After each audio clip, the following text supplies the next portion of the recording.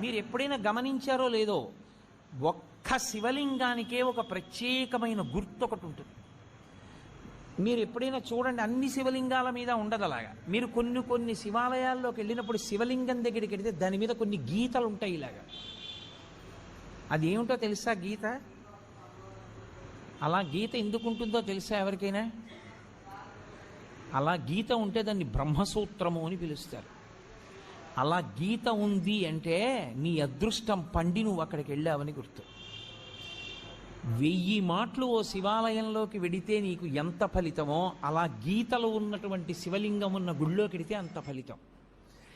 విశేషమైన ఆరాధనీయమో అని గుర్తు. అలాంటి శివలింగం ఉన్న గుడిలోకి వెడితే తప్పకుండా మీరు మీ ద్రవ్యాన్నో, మీ బలాన్నో, మీ సంపత్తినో, మీ పాటనో, మీ పద్యాన్నో, మీ కష్టాన్నో అక్కడ వినియోగించాలి. శివలింగం మీద